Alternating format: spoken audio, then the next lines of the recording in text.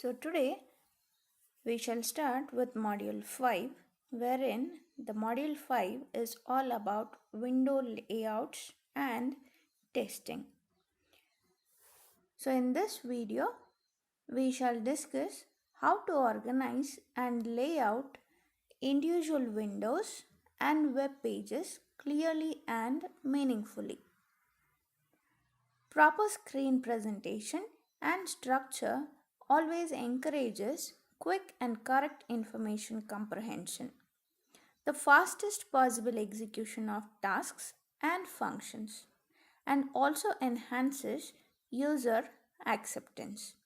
Thus, in this step, we will address organizing and laying out graphical and web screens to encourage quick and accurate information comprehension and control execution. And we shall also be looking into how we can organize the contents meaningfully and efficiently, and how do we create groupings of the elements, and how to provide proper alignment and balance. In graphical user interfaces, components to be included on the windows may include title, screen controls, headings, and other screen contents, and possibly some instructional messages too. On web pages, components to be included consist of elements such as page title, textual content, graphics, headings, screen controls, links, and other necessary components. Thus, we shall first look into how we can organize and lay out and prepare proper layouts of screens. How a screen is organized and how its information is actually presented are both crucial to achieving the design goals of fast and accurate comprehension and control execution. So, here in this slide, we look into numerous design principles that can be applied towards achieving these goals.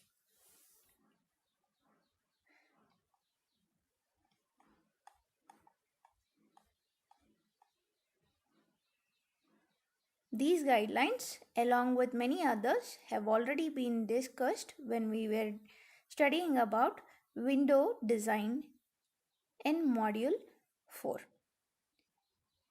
So, in brief, we shall list out these guidelines. As we already know, we are always supposed to present the proper amount of information in each window. Never cram information into it.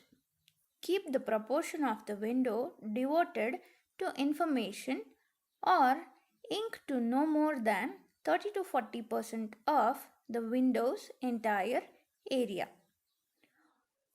Always leave sufficient amount of margin around screen elements and between the elements and the screen border. Windows will look much more appealing to the viewer provided we follow these guidelines.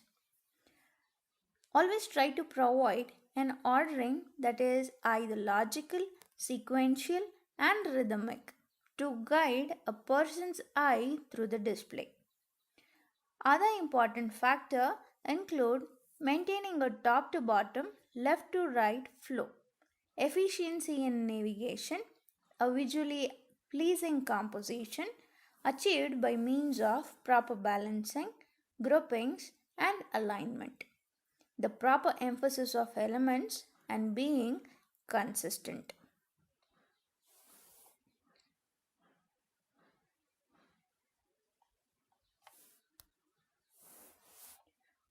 Thus, organization guidelines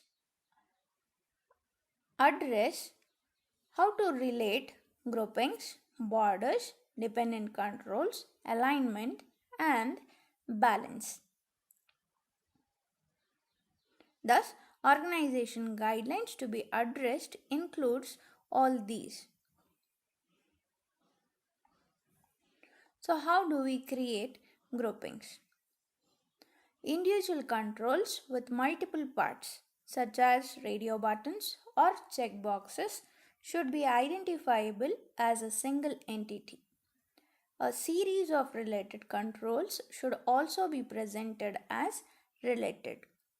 Create groupings to do this as often as possible. Groupings aid learning and provide visual appeal. The optimum group size is 5 degrees of visual angle. On a text-based screen, this is equivalent to about 6 to 7 lines at a width of 12 to 14 characters.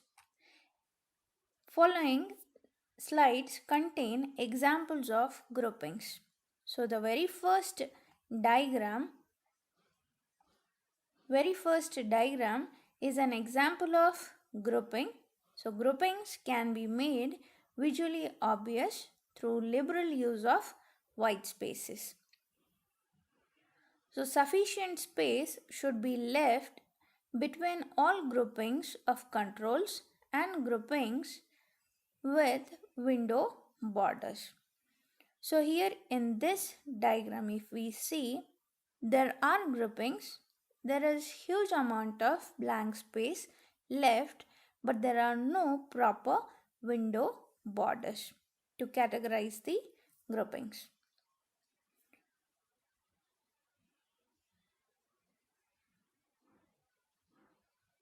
So here in this figure, we can notice that the groupings are made visually obvious through liberal use of white spaces, sufficient space left between all groupings of controls, and the groupings and the window borders.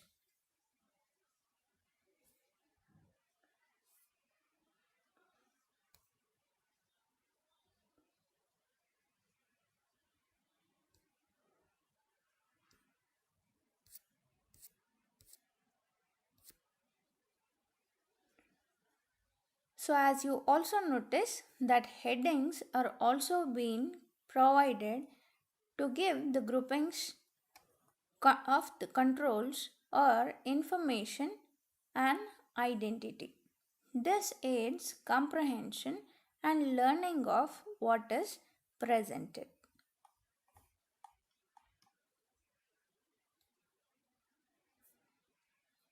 Now moving on to borders. Groupings can further be enhanced through the use of borders.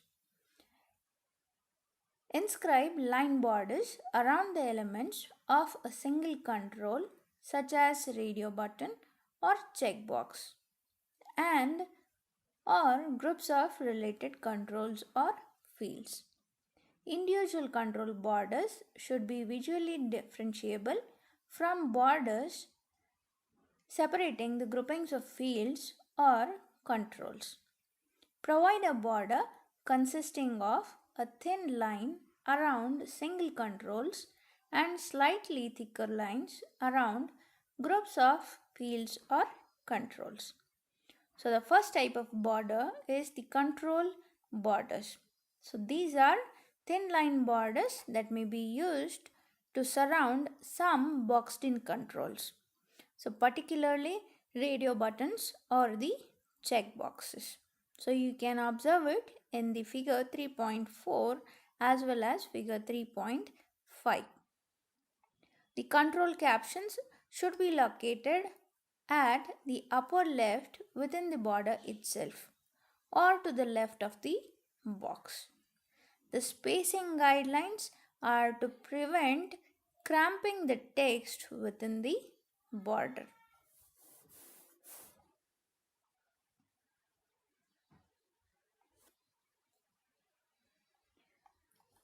Moving on to section borders. Line borders may be used to surround groupings of related controls. Section headings should be located at the upper left within the border itself. Display section headings in capital letters to differentiate them easily from individual control captions. These spacing guidelines are to prevent cramping the text within the border. So you can observe the examples of section borders as illustrated in the diagram given in figure 13.8. If both control borders and section borders are included on the same screen, make the section border slightly thicker as it is illustrated in figure 3.9. So document here is acting as the section border. Be conservative in the use of borders because too many can lead to screen clutter. Do not place individual field borders around the individual controls previously listed and it is illustrated in figure 13.10. The nature of their design provides them with a border. Also, because of potential for clutter, do not place a border around groups of push buttons as it is done in figure 13.10. So these kinds of borders are to be avoided from use.